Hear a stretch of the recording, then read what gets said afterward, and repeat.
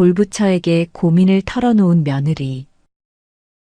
깊고 깊은 산골짜기 아래 사계절 내내 맑은 물이 흐르고 산새들이 지저귀는 작은 마을이 있었습니다. 이 마을은 공기가 맑고 인심이 좋기로 소문이 났지만 딱 한 집만은 예외였어요. 그곳은 바로 마을에서 가장 큰 기와집에 살고 있는 박씨 부인의 집이었습니다. 박씨 부인은 젊은 나이에 혼자가 되어 외아들 만수를 애지중지 키워낸 여장부였지요. 아들 만수가 장성하여 이웃 마을에서 마음씨 곱고 부지런하기로 소문난 분이를 며느리로 맞이했을 때만 해도 마을 사람들은 이제 박씨 부인도 고생 끝에 낙이 올 것이라며 입을 모아 축하해 주었습니다. 하지만 며느리 분이가 시집을 온 그날부터 박씨 부인의 지독한 시집살이가 시작되었지요. 박씨 부인은 성격이 불꽃처럼 급하고 깔끔하기가 이를 데 없어서 집안 구석구석에 먼지 한 톨이라도 보이면 그날로 집안이 떠나가라 호통을 쳤습니다. 새벽이 채 밝기도 전에 일어나 마당을 쓸고 장독대를 닦는 분이의 손등은 텄다 아물기를 반복했어요. 분이는 아침 일찍 일어나 가마솥에 불을 지피고 정성껏 밥을 지었지만 박씨 부인은 밥상을 받을 때마다 숟가락을 탁 내려놓으며 투정을 부렸습니다. 밥알이 너무 되다느니 국물이 너무 싱겁다느니 하며 분이의 정성을 무한하게 만들기 일쑤였지요. 박씨 부인은 아들 만수가 보는 앞에서도 며느리를 나무라는 일을 서슴지 않았어요. 내가 친정에서 무엇을 배웠기에 밥물 하나 제대로 맞추지 못하느냐.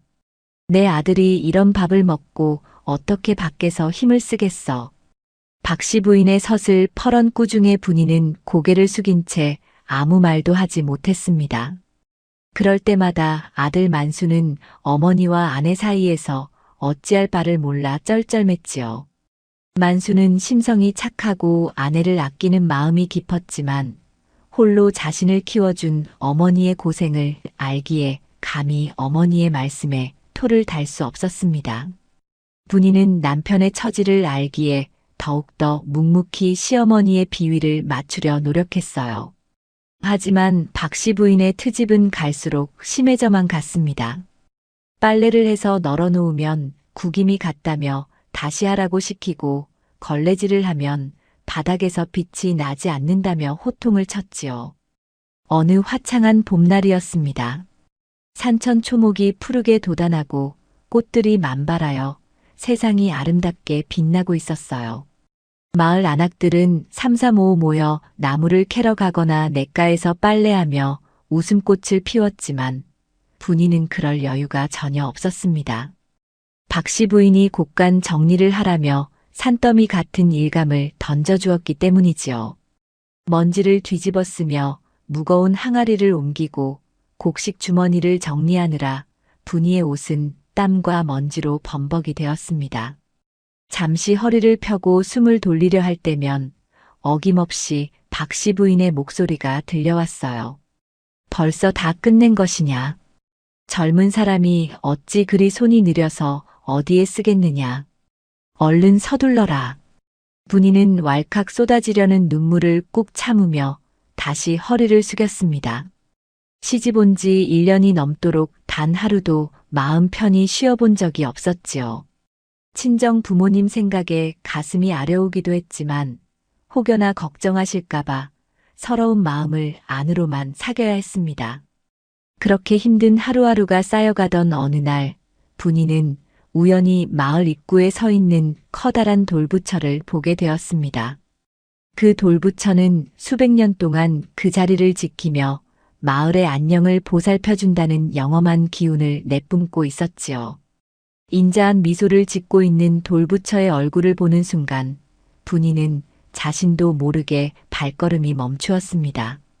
마을 사람들 사이에서는 그 돌부처에게 정성을 다해 기도를 올리면 한 가지 소원은 꼭 들어준다는 전설이 내려오고 있었습니다. 분이는 그 이야기를 떠올리며 잠시 생각에 잠겼어요. 아무리 노력해도 변하지 않는 시어머니의 마음을 돌릴 수만 있다면 무엇이든 하고 싶은 심정이었지요. 그날 밤 분이는 모두가 잠든 고요한 시간에도 잠을 이루지 못했습니다. 창밖으로 비치는 달빛을 보며 분이는 결심했어요. 내일부터는 무슨 일이 있어도 저 돌부처님을 찾아가 자신의 속마음을 털어놓기로 말이지요. 다음 날 새벽 평소보다 일찍 일어난 분이는 서둘러 집안일을 마쳤습니다. 박씨 부인이 깨어나기 전 잠시 틈을 내어 마을 입구로 달려갔어요. 아침 안개가 자욱하게 깔린 길을 지나 돌부처 앞에 다다른 분이는 정성스럽게 두 손을 모았습니다. 돌부처의 무심한 듯 따뜻한 눈매를 바라보자 그동안 참아왔던 서러움이 북받쳐 올랐지요. 분이는 낮은 목소리로 자신의 사정을 이야기하기 시작했습니다. 시어머니가 얼마나 엄하신지, 자신의 노력이 얼마나 부족하게 비치는지, 그리고 남편에게 미안한 마음까지 하나하나 고백했어요. 돌부처님, 저는 정말 최선을 다하고 있습니다. 하지만 어머니의 마음을 얻기가 너무나 힘이 듭니다. 제 정성이 부족한 것일까요? 아니면 제가 무엇을 잘못하고 있는 것일까요? 분이는 눈물을 흘리며 돌부처 앞에서 한참 동안 머물렀습니다. 신기하게도 누군가에게 자신의 고충을 털어놓고 나니 무거웠던 가슴이 조금은 가벼워지는 기분이 들었어요. 비록 대답 없는 돌덩이일 뿐이었지만 자신의 이야기를 묵묵히 들어주는 존재가 있다는 사실만으로도 큰 위안이 되었지요. 그날 이후 분이는 매일 새벽마다 돌부처를 찾아갔습니다. 어떤 날은 시어머니에게 들은 모진 말을 고자질하듯 속삭였고, 어떤 날은 남편과 행복하게 살고 싶은 소망을 이야기했어요. 그러던 어느 날이었습니다. 평소 분이의 행동을 유심히 지켜보던 이웃집 최씨 할멈이 있었지요. 최씨 할멈은 마을에서 입이 가볍기로 둘째가라면 서러워할 만큼 소문난 분이었어요. 최씨 할멈은 분이가 매일 새벽마다 어딘가로 급히 가는 것을 보고는 호기심이 생겼습니다. 혹시나 젊은 며느리가 딴 마음을 품은 것은 아닐까 하는 못된 생각에 분이의 뒤를 몰래 밟기 시작했지요. 안개 속을 헤치고 나가는 분이의 뒤를 조심스럽게 따르던 최씨 할멈은 분이가 돌부처 앞에 서서 무언가 간절히 빌고 있는 모습을 발견했습니다. 최씨 할멈은 숨을 죽이고 분이가 하는 말에 귀를 기울였어요. 분이는 눈물을 닦으며 돌부처에게 하소연하고 있었습니다. 그런데 그 내용이 최씨 할멈의 예상과는 전혀 달랐지요. 분이는 시어머니를 원망하는 것이 아니라 오히려 시어머니의 건강을 빌며 자신이 더 지혜로운 며느리가 되게 해달라고 빌고 있었던 것입니다. 최씨 할멈은 그 광경을 보고 깜짝 놀랐습니다. 지독한 시집살이에 시어머니 욕을 해도 모자랄 판에 저렇게 착한 마음씨를 가졌을 줄은 꿈에도 몰랐던 것이지요. 최씨 할멈은 은근히 감동을 하였고 이 놀라운 소식을 누군가에게 전하고 싶어 입이 근질거렸습니다. 하지만 이 일을 그냥 마을 사람들에게 퍼뜨리기에는 분이의 진심이 너무나 귀하게 느껴졌어요. 최씨 할멈은 며칠을 고민하다가 아주 묘한 계획을 세우게 되었습니다. 박씨 부인에게 이 사실을 자연스럽게 알림으로써 고부 사이를 화해시켜 보려는 심산이었지요. 최씨 할멈은 다음 날 아침 일찍 박씨 부인의 집을 찾아갔습니다. 마침 박씨 부인은 툇마루에 앉아 며느리가 닦아놓은 녹그릇을 검사하며 인상을 쓰고 있었어요. 어이, 박씨 부인. 아침부터 무엇을 그리 꼼꼼히 보고 있는가. 며느리가 일 하나는 야무지게 잘하는데 말이야. 최씨 할멈이 짐짓 모른 척하며 말을 건네자 박씨 부인은 콧방귀를 뀌었습니다. 제 눈에는 여전히 성에 차지 않는다는 표정이었지요. 최씨 할멈은 박씨 부인의 옆에 앉아 목소리를 낮추며 이야기를 시작했습니다. 마을 입구 돌부처가 요즘 범상치 않은 기운을 내뿜고 있다는 소문이 돈다며 박씨 부인의 호기심을 자극했어요. 특히 어떤 사람이 새벽마다 가서 기도를 올리는데 그 소원이 돌부처의 마음을 움직여서 곧 큰 복이 내릴 것이라는 이야기를 지어냈습니다. 박씨 부인은 평소 미신이나 영험한 이야기에 관심이 많았기에 귀를 쫑긋 세웠지요. 아니, 그게 정말인가? 누가 그렇게 정성을 들인단 말인가? 박씨 부인이 묻자 최씨 할멈은 눈을 반짝이며 대답했습니다. 누군지는 정확히 모르겠지만 아마도 이 마을에서 가장 마음씨 고운 사람이 아니겠느냐며 넌지시 말했지요. 그러면서 혹시라도 그 영험한 기운을 받고 싶다면 새벽 안개가 가시기 전에 돌부처 뒤편에 숨어서 기도를 들어보라고 조언했습니다.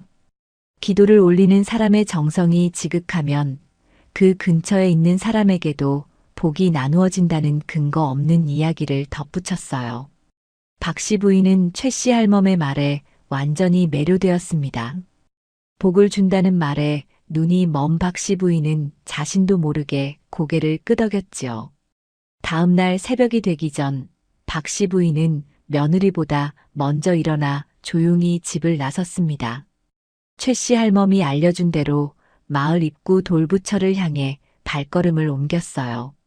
어둠이 채 가시지 않은 길을 걸으며 박씨 부인은 과연 어떤 사람이 기도를 올리는지 그리고 어떤 복을 빌기에 돌부처가 감동했는지 궁금해 미칠 지경이었습니다. 돌부처 근처에 도착한 박씨 부인은 주위를 살핀 뒤 커다란 바위 뒤에 몸을 숨겼어요. 차가운 새벽 공기에 몸이 떨렸지만 복을 받을 수 있다는 생각에 숨을 죽이고 기다렸지요. 얼마 지나지 않아 멀리서 가벼운 발자국 소리가 들려왔습니다. 안개 속에서 나타난 형체는 뜻밖에도 자신의 며느리 분이었습니다. 박씨 부인은 눈을 크게 뜨며 의아해했어요.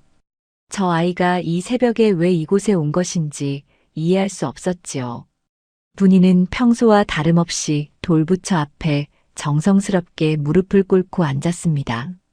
그리고는 깊은 한숨을 내쉬며 입을 열었지요.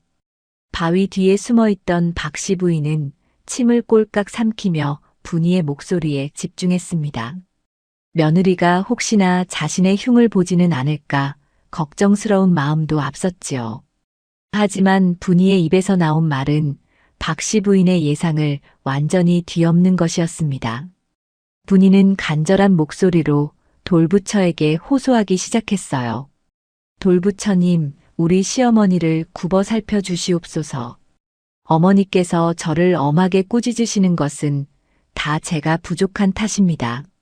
어머니께서 홀로 아드님을 키우시느라 얼마나 고생이 많으셨겠습니까?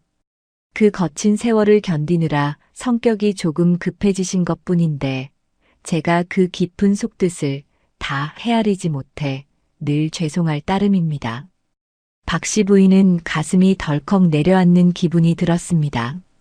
자신을 원망하고 있을 줄 알았던 며느리가 오히려 자신의 고생을 알아주고 있었던 것이지요.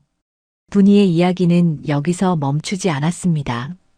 분이는 시어머니의 건강이 요즘 좋지 않은 것 같아 걱정이라며 자신의 수명을 떼어주어도 좋으니 어머니께서 오래오래 건강하게 사시게 해달라고 빌었습니다. 박씨 부인의 눈시울이 뜨거워지기 시작했어요. 평생을 강하게만 살아온 그녀의 마음속에 작고 따뜻한 불씨가 지펴지는 순간이었습니다. 분이는 한참 동안 기도를 올린 뒤 시어머니가 깨어나기 전에 아침상을 차려야 한다며 서둘러 자리를 떴습니다.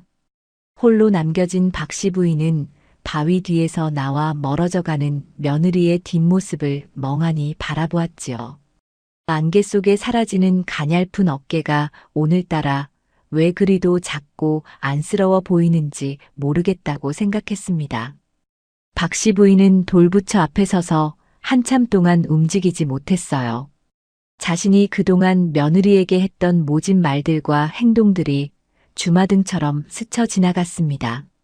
미안함과 고마움, 그리고 알 수 없는 부끄러움이 동시에 밀려왔지요.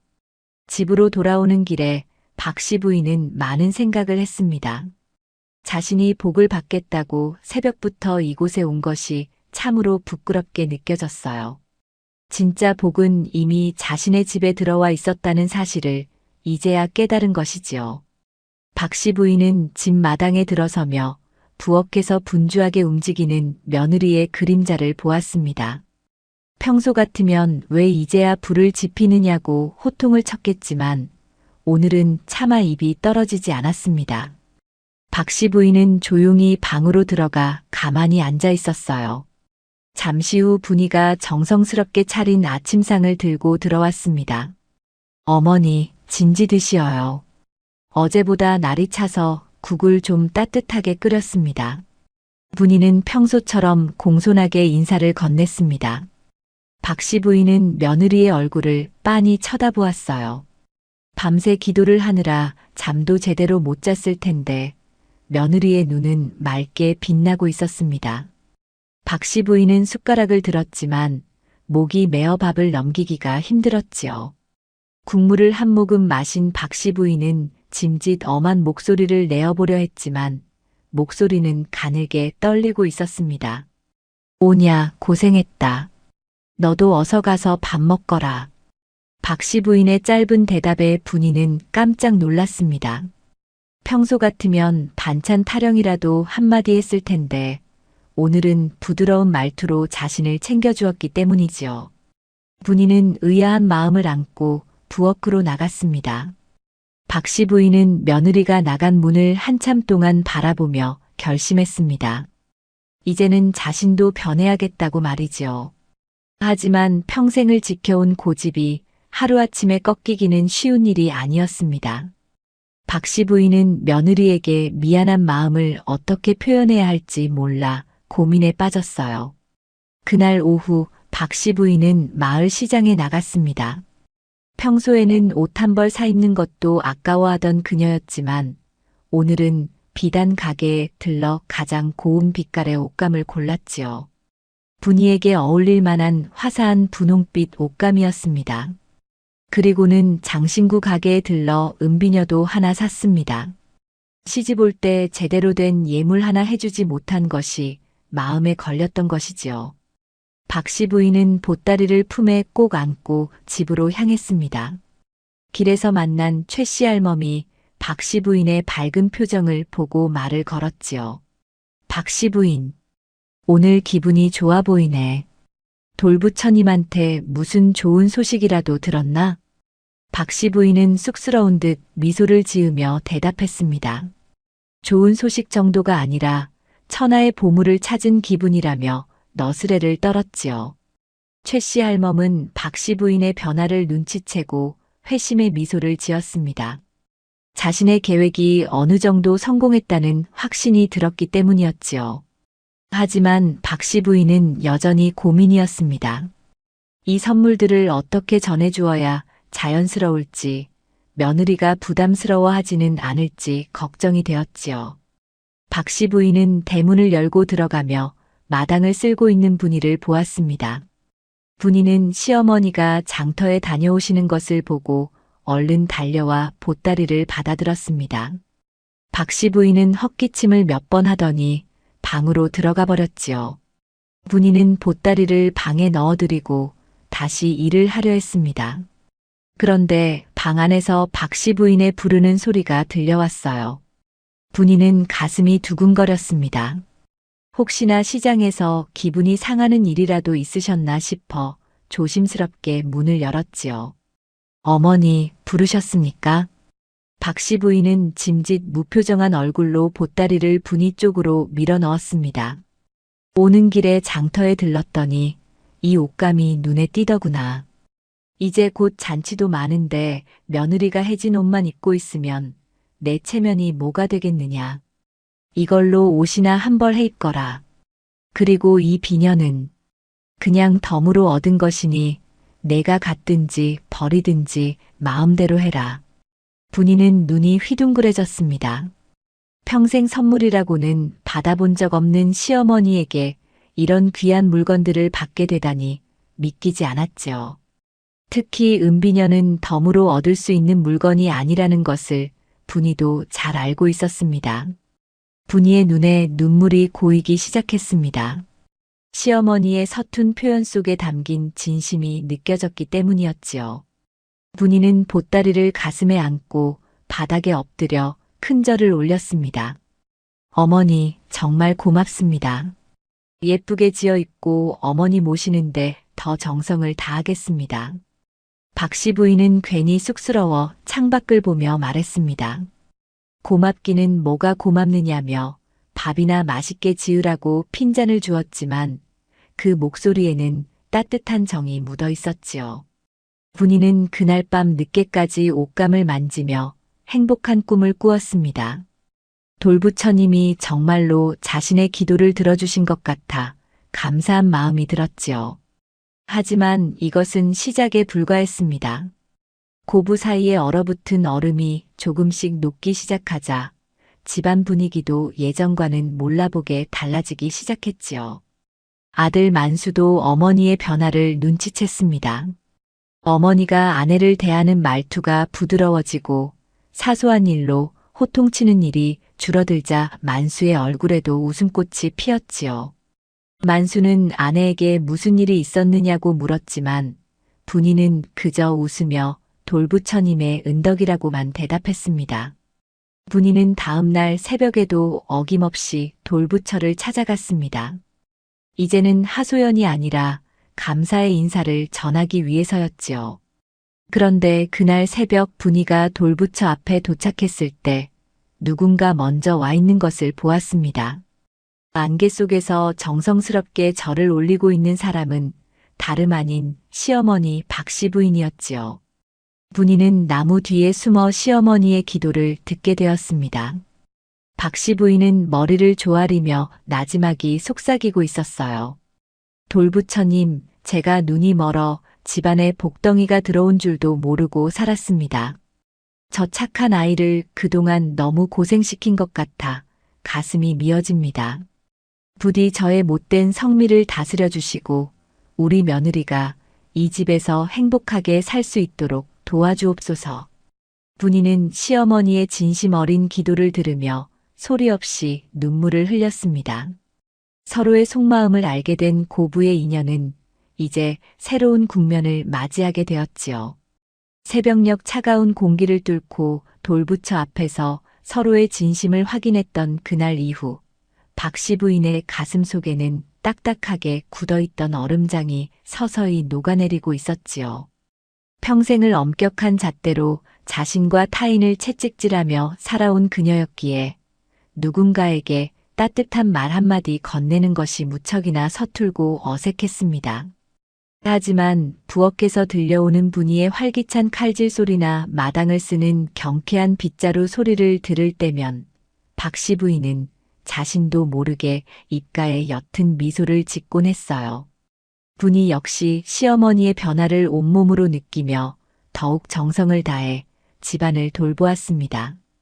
곁에서 이를 지켜보던 남편 만수는 아내의 밝아진 얼굴을 보며 마음이 한없이 놓였습니다. 고부 사이가 화목해지니 집안 전체에 생기가 돌았고 마당가에 핀 채송화와 봉선화도 예년보다 훨씬 더 화사하게 피어나는 것 같았어요. 마을 사람들은 박씨 부인의 집 앞을 지나갈 때마다 담장 너머로 들려오는 웃음소리에 고개를 갸우뚱하며 신기했습니다. 그 집 시어머니 성격에 웬일로 웃음꽃이 핀다냐. 해가 서쪽에서 뜰 일일세. 마을 사람들은 이렇게 수군거렸지만 박씨 부인은 그런 시선조차 아랑곳하지 않고 며느리를 향한 마음을 조금씩 열어갔습니다. 그러던 어느 날 이 평화로운 집에 불청객이 찾아왔습니다. 그는 바로 박씨 부인의 먼 친척벌 되는 주씨 부인이었어요. 주씨 부인은 이웃 마을에서 소문난 참견쟁이이자 심술궂기로 둘째가라면 서러울 인물이었습니다. 남의 집 잘 되는 꼴을 못 보고 어떻게든 흠집을 내야 직성이 풀리는 성격이었지요. 주씨 부인은 박씨 부인의 집안 분위기가 몰라보게 좋아졌다는 소문을 듣고는 도대체 무슨 일이 벌어지고 있는지 확인하기 위해 한달음에 달려온 것이었습니다. 주씨 부인은 대문을 들어서자마자 특유의 날카로운 눈매로 집안 구석구석을 훑었습니다. 마침 분이는 마당 한쪽에서 빨래를 널고 있었는데 그 모습이 너무나 평온해 보여 주씨 부인의 심사가 뒤틀리기 시작했어요. 그녀는 툇마루에 앉아있는 박씨 부인에게 다가가 짐짓 반가운 척하며 인사를 건넸습니다. 하지만 그 입에서는 이내 독이 든 말들이 쏟아져 나오기 시작했지요. 아니, 박씨 부인. 세상 천지에 해가 서쪽에서 떴다더니 정말이구먼. 그 무섭던 박씨 부인이 며느리 앞에서 저렇게 인자한 표정을 짓고 있다니 말이야. 박씨 부인은 주씨 부인의 갑작스러운 방문이 달갑지 않았지만 체면상 찻상을 내오라고 분이에게 시켰습니다. 주씨 부인은 분이가 내온 찻잔을 들여다보며 또다시 깐죽거렸어요. 찬물이 너무 진하다느니 찻상 닦은 행주에서 냄새가 나는 것 같다느니 하며 분이의 기를 죽이려 애를 썼습니다. 하지만 분이는 그저 예의 바르게 미소 지으며 필요한 것이 있으면 말씀하시라고 조용히 물러났지요. 그 모습이 주씨 부인의 눈에는 더욱 가시처럼 느껴졌습니다. 주씨 부인은 박씨 부인의 귀에 대고 속삭이기 시작했습니다. 며느리가 저렇게 고분고분한 척하는 것은 다 속셈이 있어서 그런 것이라며 감언이설을 늘어놓았어요. 며느리들이 처음에는 저렇게 착한 척하다가 시어머니가 마음을 놓는 순간 집안의 곳간 열쇠를 가로채고 상전 노릇을 하려 든다는 해괴한 논리였지요. 박씨 부인은 처음에는 그 말을 무시하려 했지만 워낙 집요하게 파고드는 주씨 부인의 말솜씨에 조금씩 마음이 흔들리기 시작했습니다. 사람은 원래 보고 싶은 것만 보고 믿고 싶은 것만 믿게 되는 법이니까요. 박씨 부인 조심하게나. 저 아이가 매일 새벽마다 돌부처한테 가서 무슨 빌미를 잡으려는지 누가 알겠어. 혹시 자네가 빨리 죽기를 바라는 기도를 올리는 건 아닐지 모르지. 주씨 부인의 이 결정적인 한마디는 박씨 부인의 가슴에 비수처럼 꽂혔습니다. 자신이 직접 들었던 분이의 기도가 가짜일지도 모른다는 의심의 싹이 돋아나기 시작한 것이지요. 사실 박씨 부인은 평생을 의심과 경계 속에서 살아왔기에 누군가를 온전히 믿는다는 것이 아직은 벅찬 일이었습니다. 주씨 부인은 박씨 부인의 안색이 변하는 것을 놓치지 않고 더욱 몰아붙였어요. 주씨 부인은 자신이 아끼는 은비녀를 분이의 방에 몰래 숨겨두고 나중에 그것을 잃어버렸다고 소란을 피워 분이를 도둑으로 몰아가자는 나쁜 계획을 세웠어요. 다음 날 오후 주씨 부인은 계획대로 실행에 옮겼습니다. 분이가 냇가로 빨래를 하러 간 사이 그녀는 살금살금 며느리의 방으로 들어가 이불 밑 깊숙한 곳에 자신의 은비녀를 밀어 넣었습니다. 그리고는 잠시 후 집안이 떠나가라 비명을 지르며 마당으로 뛰어나왔지요. 아이고 내 비녀. 내 귀한 은비녀가 없어졌네. 조금 전까지 여기 두었는데 대체 어디로 간 거야? 주씨 부인은 억울하다는 듯 가슴을 치며 울먹였습니다. 그 비녀는 조상 대대로 내려오는 가보라며 이것을 잃어버리면 자신은 죽은 목숨이나 다름없다고 소리를 높였어요. 집안 분위기는 순식간에 험악해졌습니다. 마침 빨래를 마치고 돌아온 분이는 영문도 모른 채 마당에 서서 어리둥절해했습니다. 주씨 부인은 분이를 보자마자 달려들어 멱살이라도 잡을 기세로 대들었습니다. 내가 빨래하러 가기 전에 내 방 근처를 기웃거리는 것을 보았다며 당장 내 비녀를 내놓으라고 윽박질렀지요. 분이는 하늘이 무너지는 것 같은 기분이었어요. 자신은 결코 그런 짓을 한 적이 없는데 눈앞에서 생사람을 잡으니 기가 막힐 노릇이었습니다. 분이는 간절한 눈빛으로 시어머니 박씨 부인을 바라보았습니다. 어머니만큼은 자신을 믿어주실 거라 굳게 믿었기 때문이었지요. 하지만 박씨 부인은 차마 분이의 눈을 마주치지 못하고 고개를 돌려버렸습니다. 주씨 부인의 부추김에 넘어간 그녀의 마음속에는 이미 불신의 안개가 자욱하게 깔려 있었어요. 박씨 부인은 낮은 목소리로 분이에게 말했습니다. 결백하다면 방을 뒤져봐도 괜찮겠느냐고요. 분이는 당당하게 대답했습니다. 자신은 부끄러운 짓을 한 적이 없으니 마음대로 하시라고 말이지요. 주씨 부인은 기다렸다는 듯 며느리의 방으로 들이닥쳤습니다. 방 안의 물건들을 거칠게 뒤엎던 주씨 부인은 이내 회심의 미소를 지으며 이불 밑에서 은비녀를 꺼내 들었습니다. 자, 이것 좀 보게. 여기 이렇게 숨겨두었으면서 발뺌을 해? 박씨 부인, 내 말이 맞지? 저 아이는 겉과 속이 다른 여우라니까. 은비녀가 나오는 순간 분이는 온몸의 피가 거꾸로 솟는 것 같았습니다. 도대체 저 물건이 왜 자신의 이불 밑에 있는지 도무지 이해할 수 없었지요. 만수는 충격을 받은 듯 아내를 바라보았고 박씨 부인의 얼굴은 싸늘하게 식어버렸습니다. 분이는 억울함에 눈물을 뚝뚝 흘리며 시어머니 앞에 무릎을 꿇었습니다. 어머니, 정말 아닙니다. 제가 왜 저런 물건을 탐내겠습니까? 저는 정말 모르는 일입니다.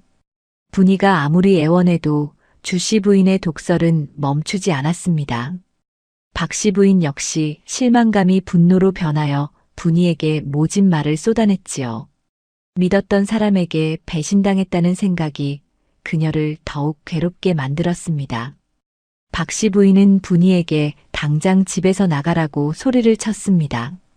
만수가 중간에서 말려보려 했지만 격분한 박씨 부인의 기세를 꺾을 수는 없었지요. 분이는 그 밤으로 보찜 하나 달랑 메고 쫓겨나듯 집을 나와야 했습니다. 어두운 밤길을 걸으며 분이는 하염없이 눈물을 흘렸습니다. 억울하고 분해서 가슴이 터질 것만 같았지요. 친정으로 가자니 부모님 가슴에 못을 박는 것 같아 발길이 떨어지지 않았습니다. 정처 없이 걷던 분이의 발걸음이 멈춘 곳은 다시 마을 입구의 돌부처 앞이었습니다. 달빛 아래 서 있는 돌부처는 여전히 인자한 미소를 짓고 있었지만 오늘따라 그 미소가 야속하게만 느껴졌지요. 분이는 돌부처 앞에 주저앉아 통곡을 했습니다. 돌부처님, 제가 무엇을 그렇게 잘못했기에 이런 시련을 주시나이까. 저는 오직 어머니를 위하고 집안을 보살피는 마음뿐이었는데 왜 세상은 저를 이토록 모질게 대합니까? 분이는 한참 동안 울다가 문득 정신이 들었습니다. 이대로 포기하고 물러난다면 자신은 평생 도둑이라는 누명을 쓰고 살아야 한다는 사실을 깨달은 것이지요. 또한 주씨 부인의 그 사악한 미소가 떠오르며 무언가 잘못되었다는 의심이 강하게 들었습니다. 분이는 눈물을 닦고 곰곰이 생각에 잠겼습니다. 주씨 부인이 비녀를 잃어버렸다고 소동을 피우기 전의 상황들을 하나하나 되짚어 보았지요. 그러자 주씨 부인의 수상쩍은 행동들이 하나둘 떠오르기 시작했습니다. 분이는 마을 입구 돌부처에게 다시 한번 간절히 기도를 올렸습니다. 이번에는 단순히 도와달라는 기도가 아니라 진실을 밝힐 수 있는 지혜를 달라는 기도였지요. 기도를 마치고 일어선 분이의 눈빛은 이전과는 달리 단단해져 있었습니다. 그녀는 무작정 슬퍼만 하고 있을 때가 아니라는 것을 알았어요. 분이는 마을의 지혜로운 어르신이자 자신을 아껴주던 최씨 할멈을 찾아가기로 했습니다. 최씨 할멈이라면 주씨 부인의 성품을 잘 알 터이니 무언가 방책을 세워줄 수 있을 거라 생각했지요. 한밤중에 분이의 방문을 받은 최씨 할멈은 깜짝 놀랐습니다. 분이의 사정을 다 듣고 난 최씨 할멈은 무릎을 탁 치며 분노했습니다. 주씨 부인의 그 고약한 신보가 결국 사달을 냈구나 싶어 혀를 찼지요. 최씨 할멈은 잠시 눈을 감고 생각에 잠기더니 분이에게 낮은 목소리로 속삭였습니다. 가만히 있으면 가만히인 줄 안다더니 딱 그 꼴이구나. 걱정하지 마라. 내가 그 여편네의 콧대를 꺾어 놓을 묘안이 하나 있다. 최씨 할멈이 제안한 방법은 기상천외한 것이었습니다. 바로 말하는 돌부처를 만드는 것이었지요. 사람들은 영험한 존재가 직접 말을 한다면 그것이 하늘의 뜻이라 믿고 따르기 마련이었습니다. 최 씨 할멈은 분이에게 내일 새벽 박 씨 부인과 주 씨 부인을 돌부처 앞으로 유인해 오라고 일렀습니다. 그리고 자신은 미리 돌부처 뒤편에 숨어서 기막힌 연기를 펼치겠다고 약속했지요. 분이는 조금 위험한 도박이라는 생각도 들었지만 진실을 밝힐 수 있는 유일한 길이라 믿고 고개를 끄덕였습니다. 다음 날 새벽 분이는 조심스럽게 박 씨 부인의 집 담장을 넘었습니다. 그리고는 어머니의 방 창가에 서서 간곡한 목소리로 말했지요. 어머니, 마지막으로 한 번만 저의 소원을 들어주셔요. 마을 입구 돌부처님께서 오늘 새벽에 진실을 밝혀주신다고 제 꿈에 나타나셨습니다. 만약 돌부처님 앞에서도 제가 죄인이라면 저는 두말 없이 이 마을을 떠나겠습니다. 박 씨 부인은 잠결에 들려오는 며느리의 목소리에 가슴이 철렁했습니다. 꿈에 돌부처가 나타났다는 말에 예사롭지 않은 기운을 느꼈지요. 옆방에서 자고 있던 주 씨 부인 역시 이 소리를 듣고는 코웃음을 쳤습니다. 돌덩이가 어떻게 말을 하느냐며 비웃었지만 박 씨 부인이 가겠다고 나서자 자신도 혹시나 하는 마음에 따라 나서기로 했습니다. 주 씨 부인은 자신이 비녀를 숨긴 것을 아무도 모를 테니 당당하게 나가서 분이를 완전히 쫓아내버릴 심산이었지요.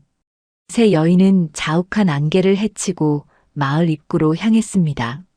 앞장선 분이의 등은 가늘게 떨리고 있었지만 발걸음은 거침이 없었지요. 박 씨 부인은 복잡한 심경으로 뒤를 따랐고 주 씨 부인은 뒤에서 연신 투덜거리며 발걸음을 옮겼습니다. 마침내 돌부처 앞에 다다르자 주인은 쥐 죽은 듯 고요했습니다. 오직 새벽바람에 흔들리는 나뭇잎 소리만이 정적을 깨고 있었지요.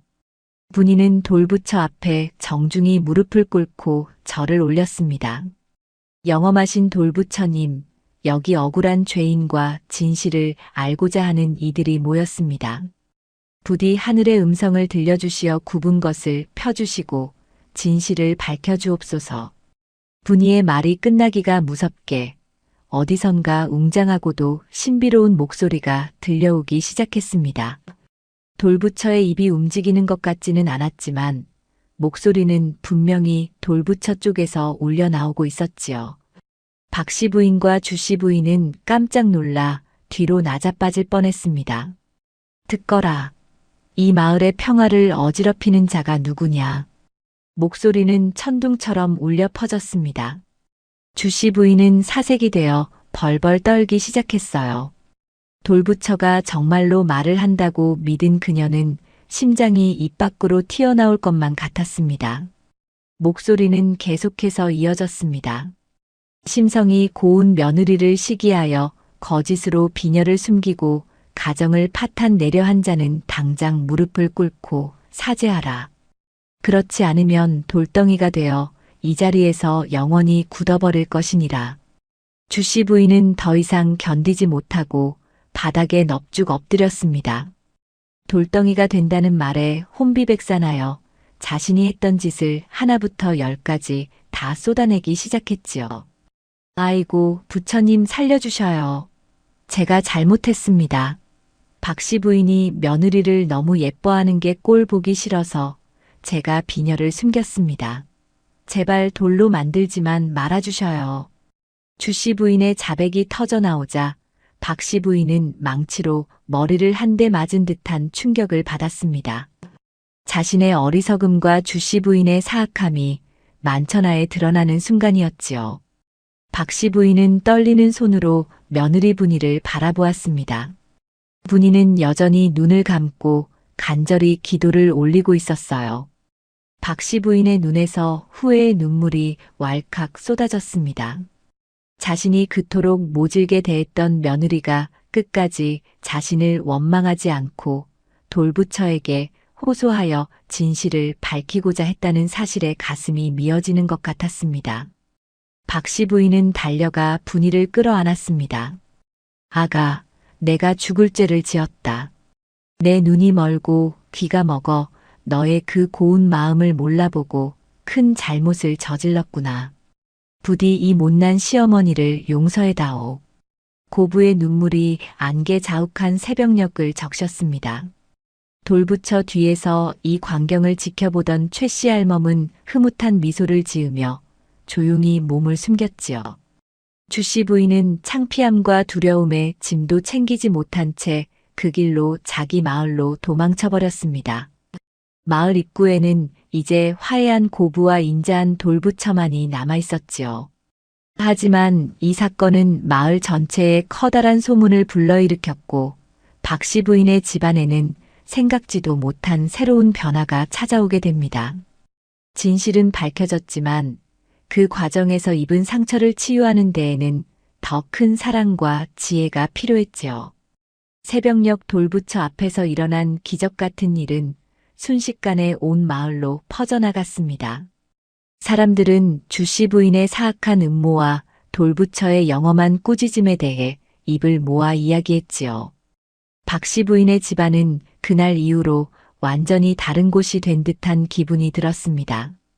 마당에는 항상 긴장감이 감돌고 호통 소리가 끊이지 않았으나 이제는 담장 너머로 따뜻한 온기가 새어나왔어요. 박씨 부인은 며느리 분이를 볼 때마다 가슴 한구석이 아려오는 것을 느꼈습니다. 자신이 그동안 저지른 모진 말들이 송곳이 되어 제 가슴을 찌르는 듯 했지요.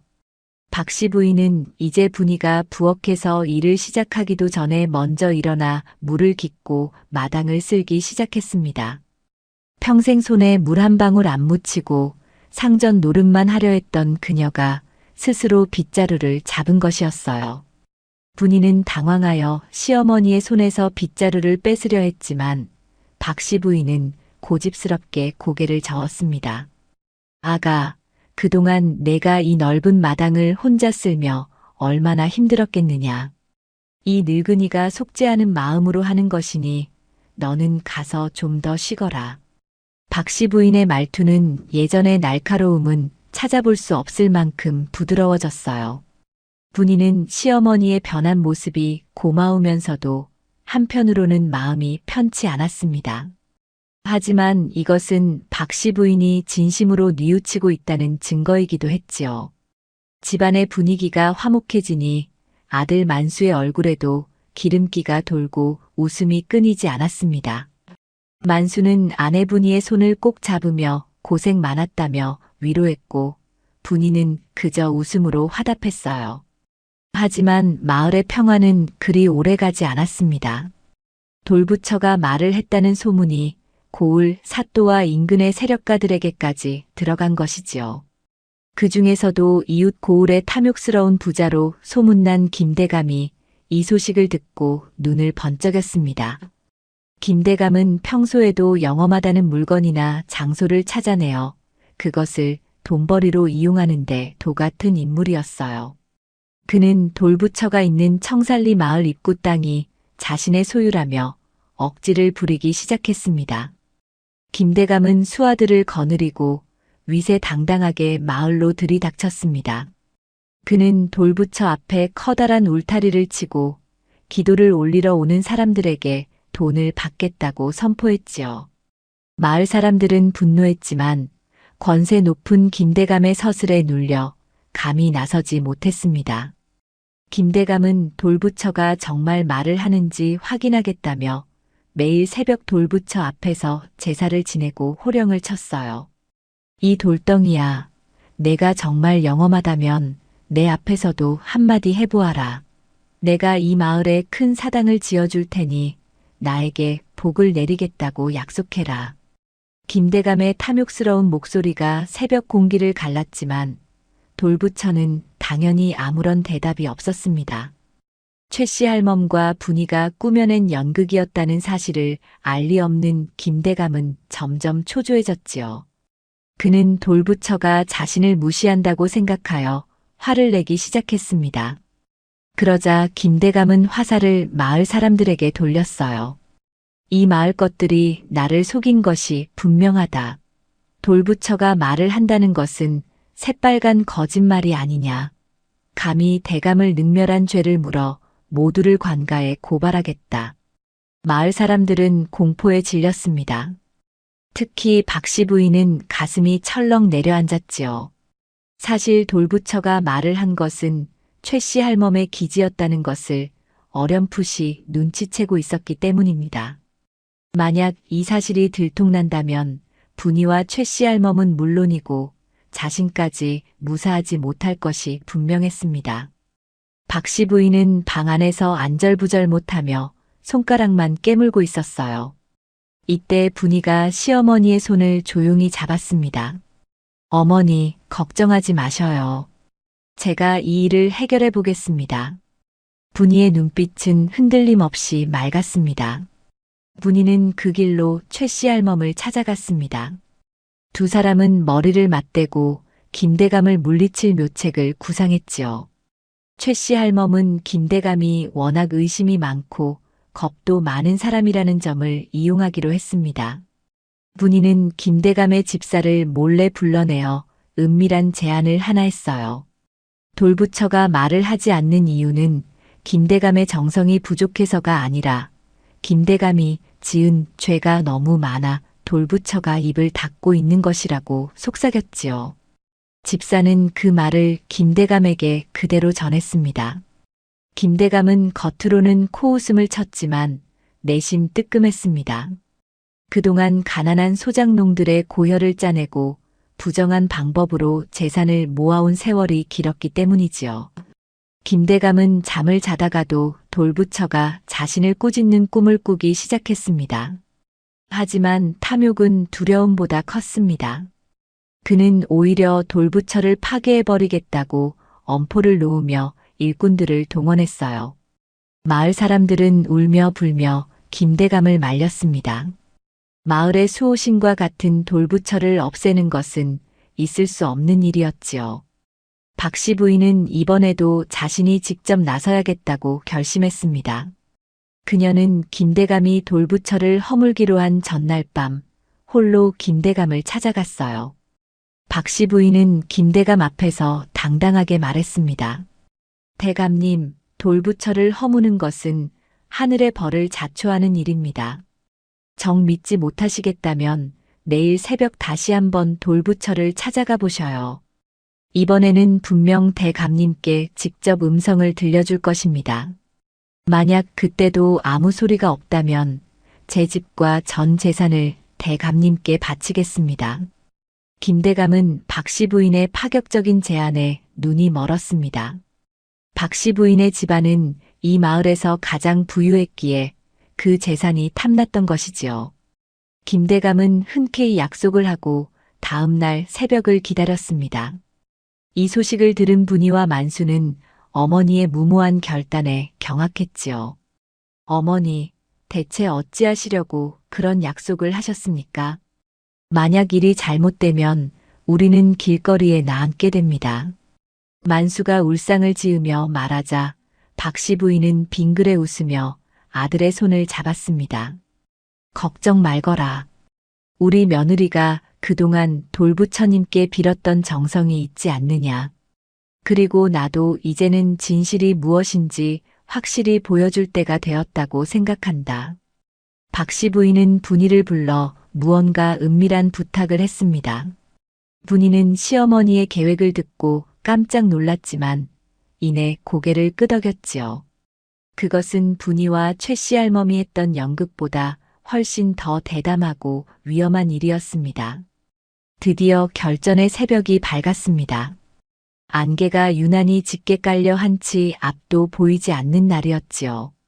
김대감은 수십 명의 수하와 함께 마을 입구 돌부처 앞에 섰습니다. 박씨 부인과 분이 그리고 마을 사람들도 숨을 죽이며 그 뒤를 따랐어요. 김대감은 의기양양하게 돌부처를 가리키며 소리쳤습니다. 자, 박씨 부인. 약속한 시간이 되었다. 어서 저 돌덩이가 말을 하게 해보아라.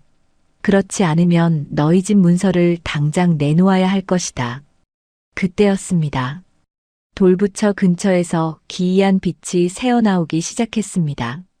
안개 속에서 은은한 금빛이 번져 나오더니 돌부처의 몸 전체가 떨리는 듯한 진동이 느껴졌지요. 사람들은 두려움에 무릎을 꿇고 머리를 조아렸습니다. 김대감 역시 당황하여 뒷걸음질을 쳤어요.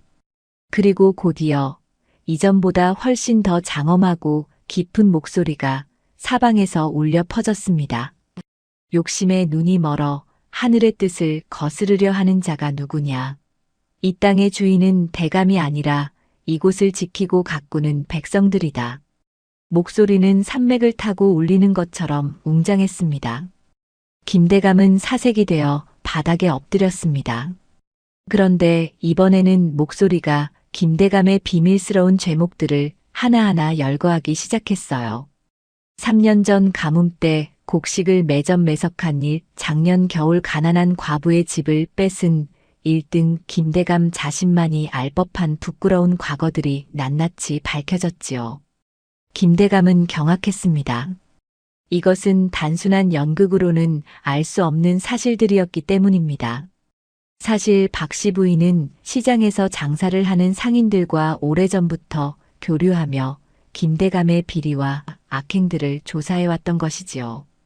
박씨 부인은 이 정보를 바탕으로 분이와 함께 치밀한 계획을 세웠던 것입니다.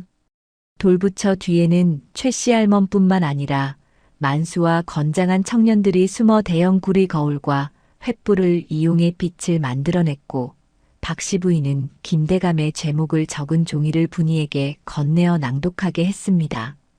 김대감은 하늘이 자신의 죄를 다 알고 있다고 믿게 되었습니다. 그는 눈물을 흘리며 용서를 구했지요. 부처님, 제가 잘못했습니다. 당장 울타리를 치우고 마을 사람들에게 빼앗은 것을 모두 돌려주겠습니다.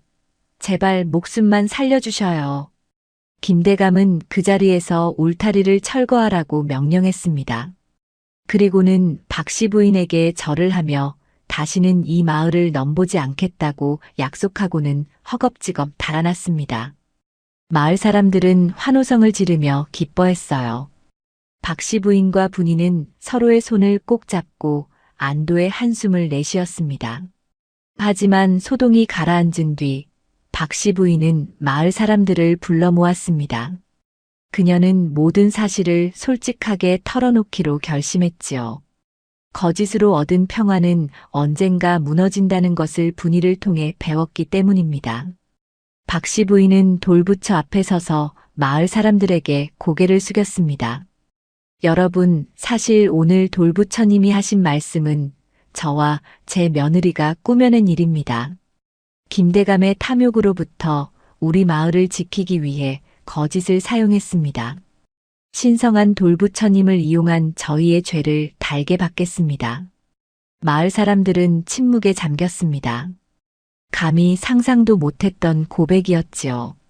일부 사람들은 신성모독이라며 화를 내기도 했고, 일부는 마을을 구했으니 괜찮다며 옹호했습니다. 박씨 부인은 어떤 비난도 달게 받겠다며 무릎을 꿇었습니다. 분이 역시 시어머니 곁에 함께 무릎을 꿇었지요. 이때 마을에서 가장 연세가 많은 노인이 지팡이를 짚으며 앞으로 나왔습니다. 노인은 돌부처와 박씨 부인을 번갈아 보더니 허허 웃음을 터뜨렸어요. 박씨 부인, 자네가 큰 착각을 하고 있구먼. 돌부처가 직접 말을 해야만 기적인 줄 아는가. 사나운 호랑이 같던 자네가 며느리를 위해 무릎을 꿇고 욕심 많던 김대감이 참회를 하고 온 마을이 하나가 되어 불의에 맞선 것. 그것이 바로 진짜 기적이 아니고 무엇이겠나. 노인의 말에 마을 사람들은 고개를 끄덕였습니다. 비록 목소리는 사람이 낸 것이었지만 그 목소리가 담고 있는 정의와 사랑은 돌부처의 마음과 다를 바 없었다고 생각한 것이지요. 박씨 부인은 노인의 말에 참았던 눈물을 터뜨렸습니다. 며느리 분이는 시어머니의 어깨를 감싸 안으며 위로했지요. 이 사건 이후 박씨 부인의 집은 마을의 진정한 중심이 되었습니다. 박씨 부인은 자신의 재산을 털어 마을에 서당을 짓고 가난한 아이들을 가르치기 시작했습니다. 분이는 그 아이들을 위해 정성껏 음식을 준비하며 어머니의 뜻을 도왔지요. 고부 사이는 이제 시어머니와 며느리를 넘어 동지이자 가장 가까운 친구가 되었습니다. 세월이 흘러 박씨 부인의 집 마당에는 아이들의 웃음소리가 끊이지 않았습니다. 분이는 어느덧 두 아이의 어머니가 되어 있었고 박씨 부인은 인자한 할머니가 되어 손주들을 보살폈지요. 하지만 인생에는 항상 평탄한 길만 있는 것은 아니었습니다. 마을에 돌던 평화로운 공기를 깨뜨리는 또 다른 소문이 들려오기 시작했지요. 그것은 바로 나라 전체에 불어닥친 큰 흉년과 전쟁의 기운이었습니다. 청살리 마을에도 시련의 그림자가 드리우기 시작했습니다. 비는 내리지 않고 논바닥은 갈라졌으며 젊은이들은 전쟁터로 불려나갈 처지에 놓였지요. 만수 역시 징집 명단에 이름을 올리게 되었습니다. 이제껏 겪어보지 못한 거대한 운명의 소용돌이가 이 가족을 덮치려 하고 있었지요. 박씨 부인과 분이는 이 위기를 어떻게 헤쳐나갈지 돌부처의 미소 아래 다시 한번 지혜를 모아야 할 때가 온 것이었습니다. 전쟁의 소식은 평화롭던 기와집의 공기를 차갑게 얼어붙게 만들었습니다.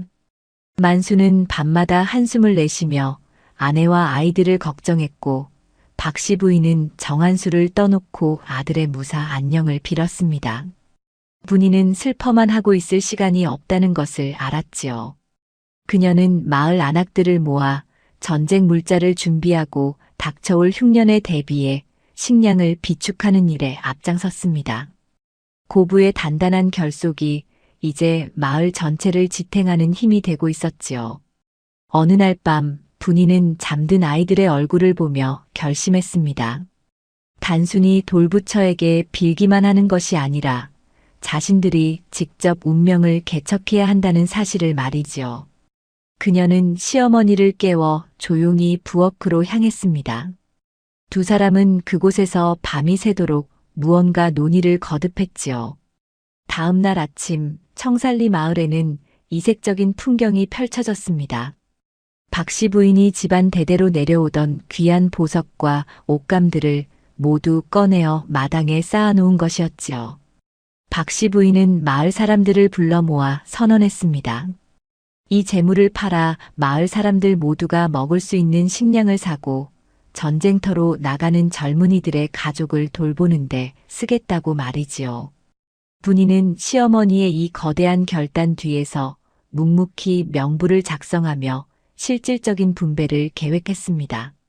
마을 사람들은 박씨 부인의 고귀한 희생에 감동하여 너도 나도 힘을 보태기 시작했습니다. 위기는 기회가 된다는 말처럼 전쟁의 위협과 흉년의 고통 속에서 청살리 마을은 그 어느 때보다 끈끈한 공동체로 거듭나고 있었습니다.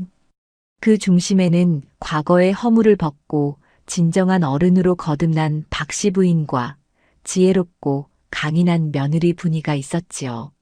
그러나 운명은 이들에게 마지막으로 가장 가혹한 시험을 준비하고 있었습니다.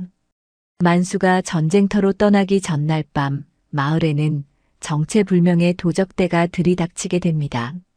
이들은 전쟁의 혼란을 틈타 마을의 식량을 약탈하려 했지요. 분이는 도적대의 습격을 가장 먼저 눈치챘습니다. 그녀는 겁에 질려 우는 대신 평소 눈여겨보았던 돌부처 근처의 지형을 떠올렸습니다. 분이는 시어머니와 만수에게 각자의 역할을 지시하며 도적들을 물리칠 묘책을 세웠지요. 이번에는 가짜 돌부처의 음성이 아니라 진짜 마을 사람들의 용기가 필요한 순간이었습니다. 어둠 속에서 횃불이 타오르고 분이의 지휘 아래 마을 사람들은 도적들을 맞이할 준비를 마쳤습니다. 이들은 굶주린 이리떼처럼 날카로운 칼날을 번뜩이며 마을의 식량과 재물을 가로챌 생각에 잔인한 미소를 짓고 있었지요. 마을 사람들은 모두 잠든 시간이었으나 오직 박씨 부인의 집만은 희미한 등불이 창밖으로 새어나오고 있었습니다. 분이는 낮부터 감돌던 불길한 기운을 놓치지 않았습니다.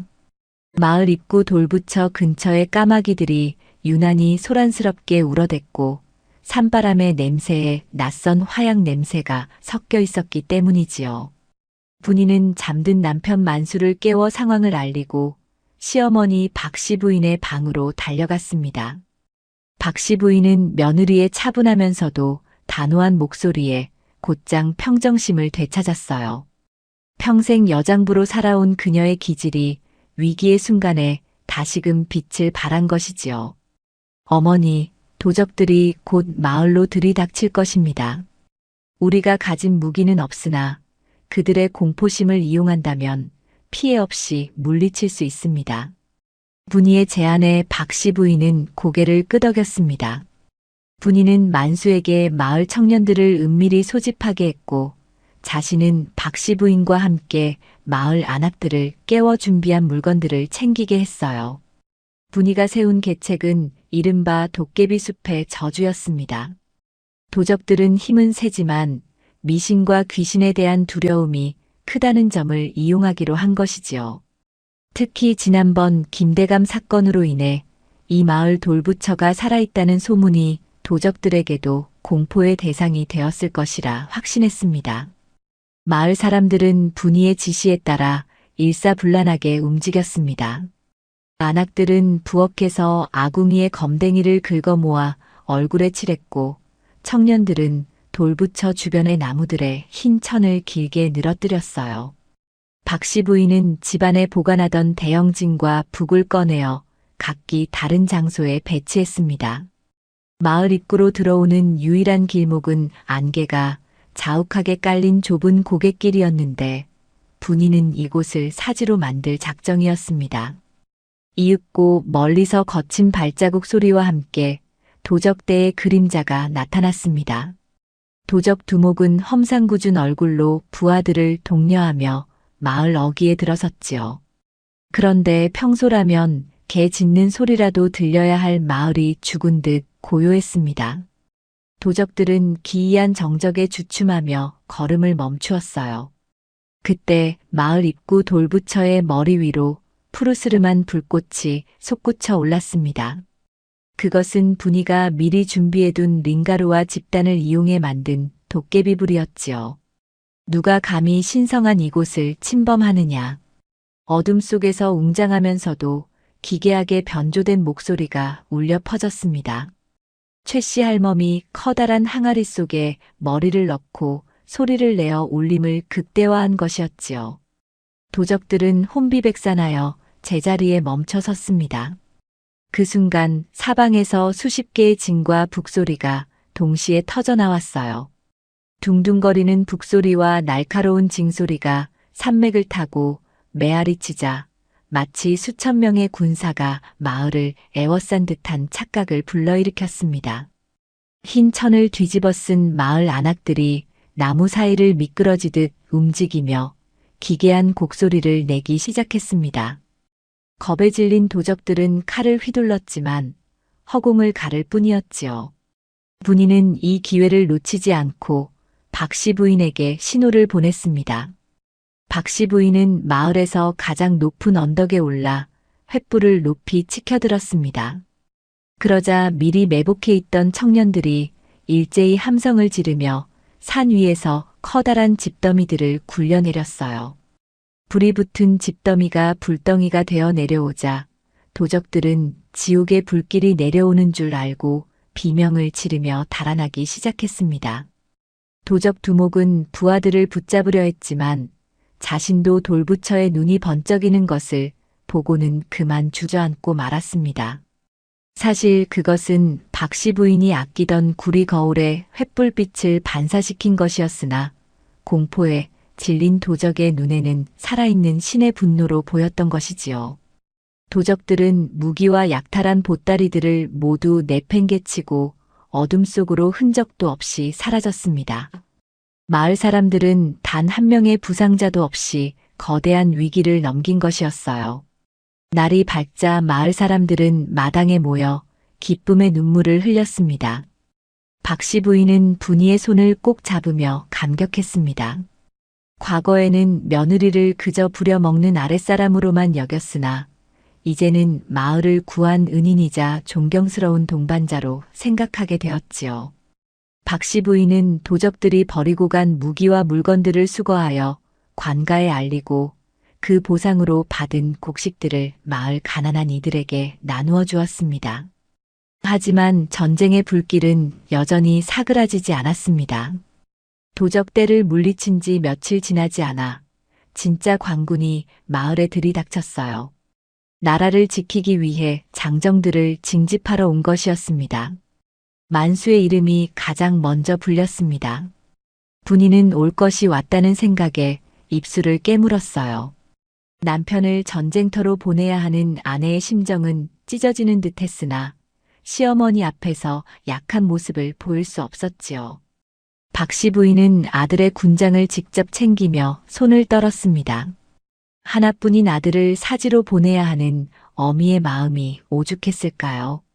박씨 부인은 곳간 깊숙이 숨겨두었던 낡은 비단 주머니 하나를 꺼내 분이에게 건넸습니다.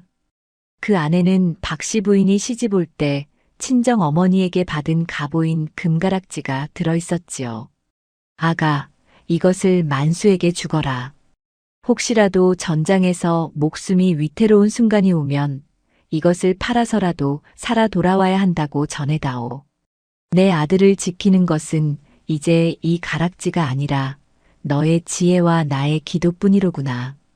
분이는 시어머니의 깊은 사랑에 눈시울이 붉어졌습니다. 만수가 마을을 떠나던 날 청살리 마을 입구 돌부처 앞에는 온 마을 사람들이 모였습니다. 분이는 남편의 옷깃을 여며주며 나지막이 말했습니다. 반드시 살아 돌아오라고. 당신이 없는 동안 제가 어머니와 이 마을을 굳건히 지키고 있겠다고 약속했지요. 만수는 아내의 단단한 눈빛을 보며 용기를 얻었습니다. 만수가 떠난 후 청살리 마을은 이전보다 더 혹독한 시련을 겪어야 했습니다. 비는 여전히 내리지 않아 우물물이 말라갔고 식량은 바닥을 드러내기 시작했지요. 마을 사람들은 절망에 빠져 하나둘 마을을 떠나려 했습니다. 하지만 박씨 부인과 분이는 포기하지 않았습니다.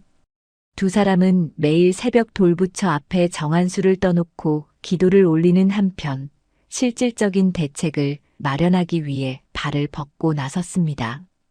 분이는 산속을 뒤져 먹을 수 있는 뿌리와 열매를 찾아냈고 박씨 부인은 자신의 기와집을 마을 공동의 쉼터로 개방했습니다. 박씨 부인은 집안의 가구들을 땔감으로 내놓으며 추위에 떠는 노인들을 보살폈어요.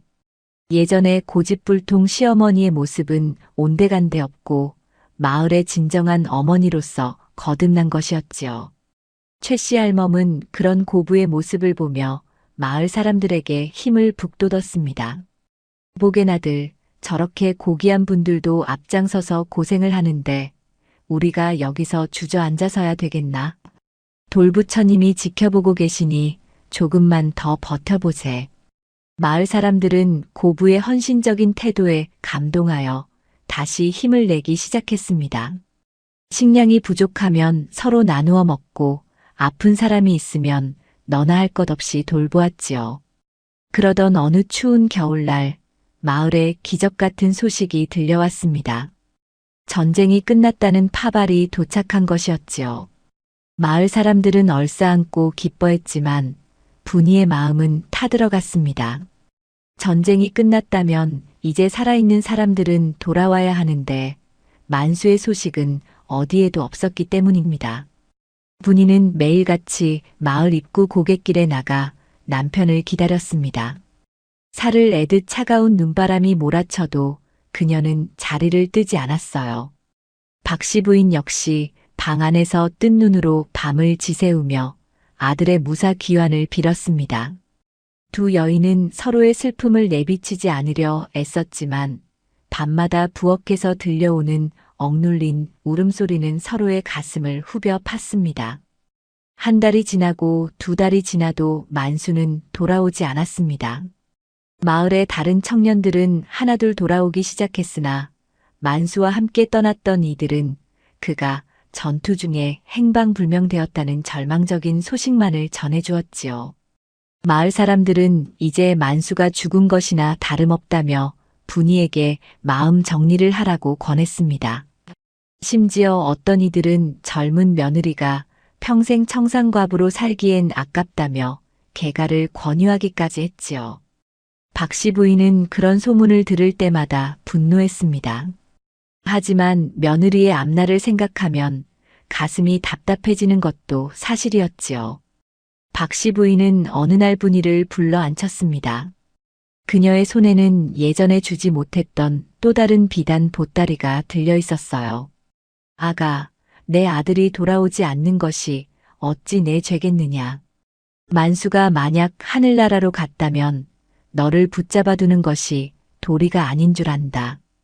이 보따리 안에는 내가 친정으로 돌아가 평생 먹고 살 수 있을 만큼의 폐물들이 들어있다. 그러니 이제 그만 고집을 꺾고 내 길을 찾아가거라. 박 씨 부인의 말은 진심 어린 배려였습니다. 하지만 분이는 보따리를 밀어내며 시어머니의 손을 꼭 잡았습니다. 어머니, 무슨 말씀을 하시는 것입니까? 저는 만수 서방님이 반드시 돌아올 것이라 믿습니다. 만약 돌아오지 못한다 하더라도 저는 어머니 곁을 떠나지 않을 것입니다. 어머니는 저에게 시어머니 그 이상의 존재입니다. 우리가 돌부처님 앞에서 맺은 인연은 죽음도 가를 수 없습니다. 분이는 단호했습니다. 그녀는 오히려 더 꿋꿋하게 집안일을 돌보며 시어머니를 공양했습니다. 박 씨 부인은 며느리의 깊은 의리에 목이 메어 아무 말도 할 수 없었지요. 두 여인은 서로를 의지하며 가장 추운 겨울을 견뎌내고 있었습니다.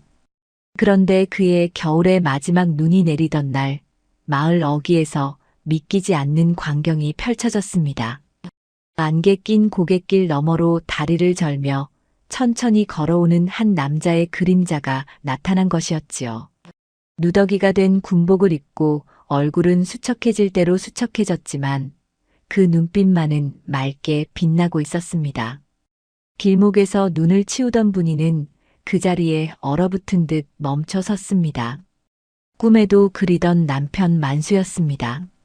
만수는 아내를 발견하자마자 눈밭에 주저앉아 통곡했습니다. 분이야, 내가 돌아왔소. 당신과 어머니가 기다리고 계실 줄 알고 죽을 고비를 넘기며 기어왔소. 분이는 맨발로 눈밭을 달려가 남편을 품에 안았습니다. 소식을 듣고 달려온 박 씨 부인은 아들의 얼굴을 어루만지며 대성통곡을 했지요. 온 마을은 순식간에 눈물바다가 되었습니다. 만수는 품 안에서 찌그러진 금가락지를 꺼냈습니다. 박 씨 부인이 주었던 그 가락지였지요. 그는 굶주림과 추위 속에서도 이것만은 팔지 않고 가슴에 품고 있었다고 했습니다. 어머니와 아내의 사랑이 깃든 이 물건이 자신을 지켜준 유일한 부적이었다고 말했지요. 청산리 마을의 고부 갈등으로 시작된 이야기는 이제 온 마을의 전설이 되었습니다.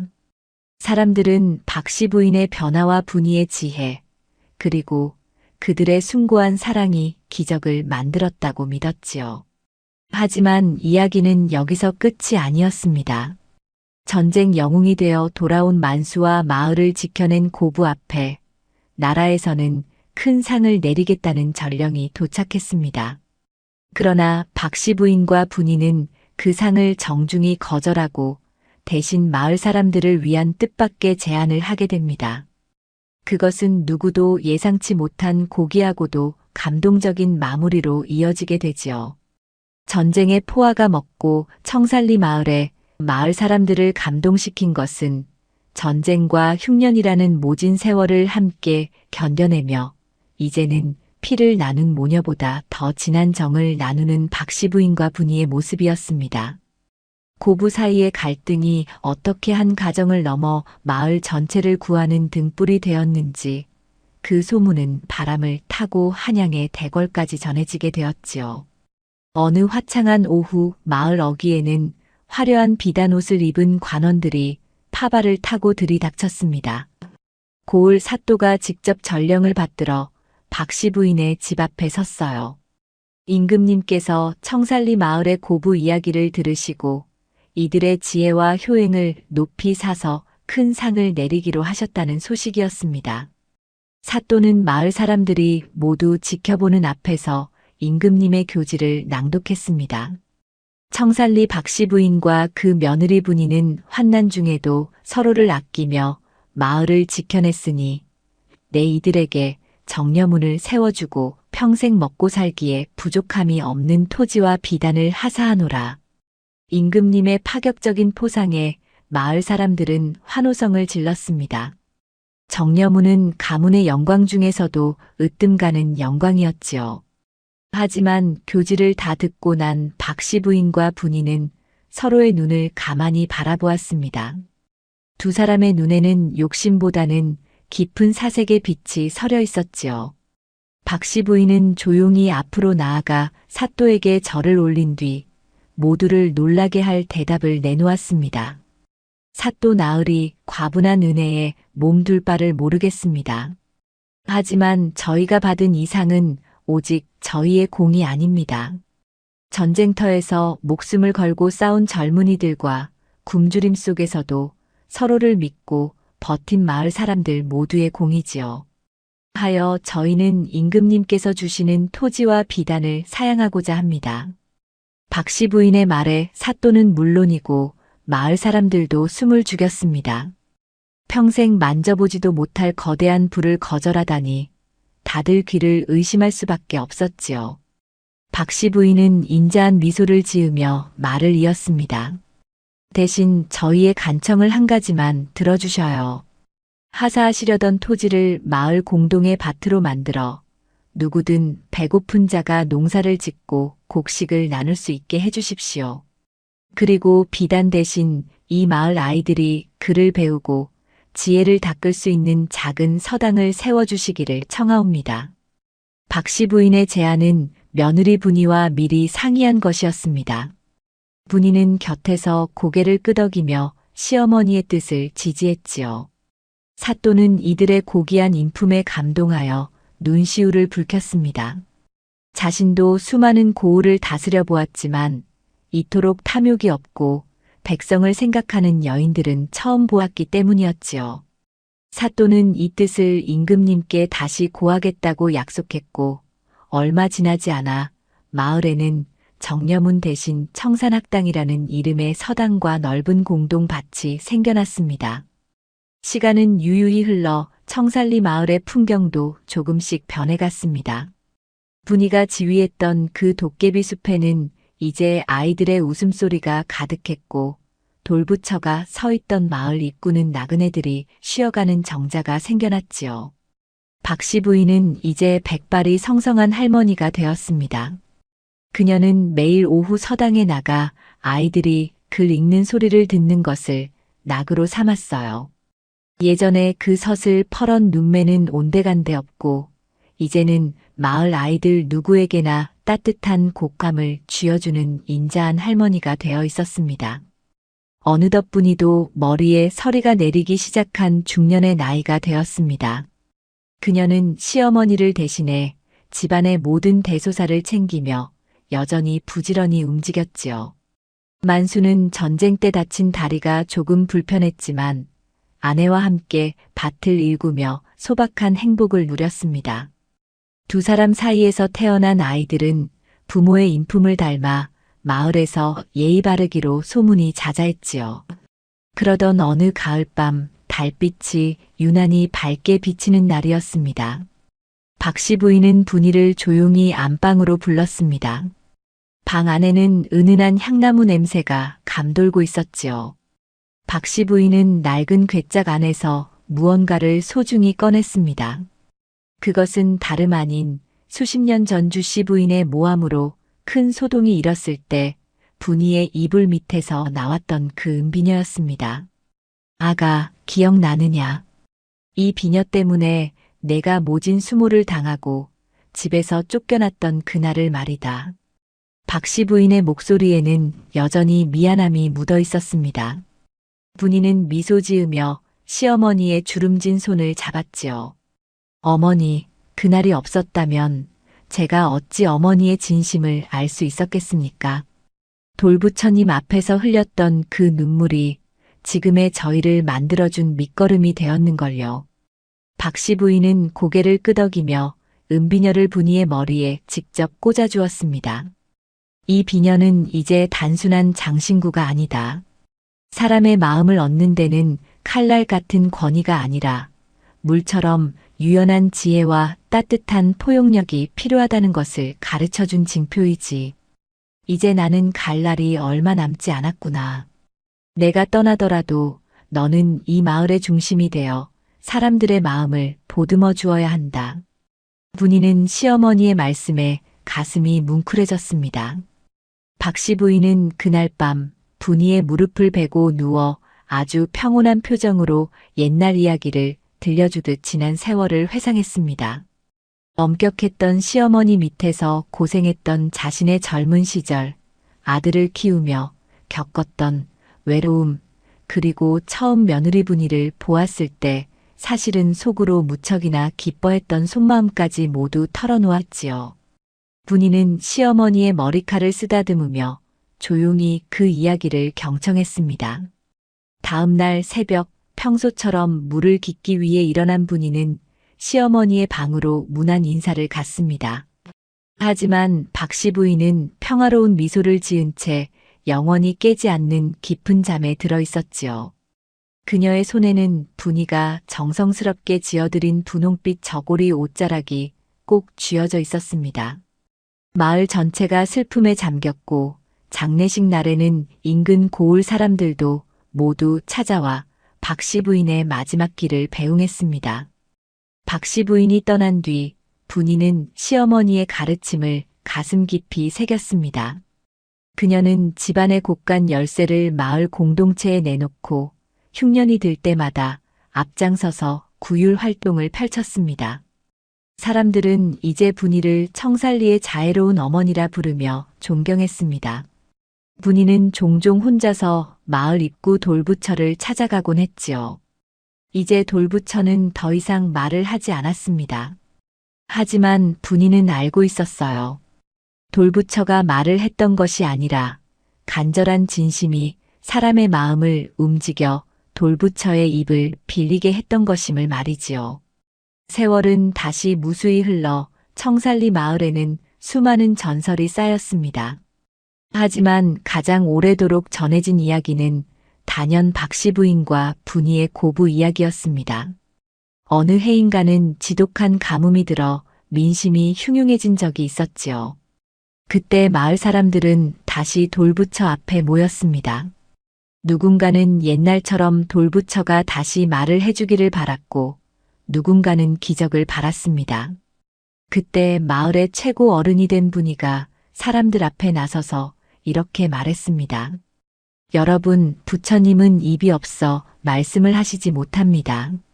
하지만 우리 가슴 속에 타인을 향한 긍휼과 이해의 마음이 있다면 그것이 바로 부처님의 음성이 아니겠습니까?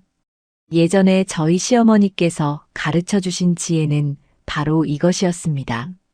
남을 탓하기 전에 나를 먼저 돌아보고 미워하는 마음이 생길 때 그 사람의 고통을 먼저 들여다보는 것 말이지요. 분이는 자신의 재산을 털어 우물을 파고 마을 사람들을 다독였습니다.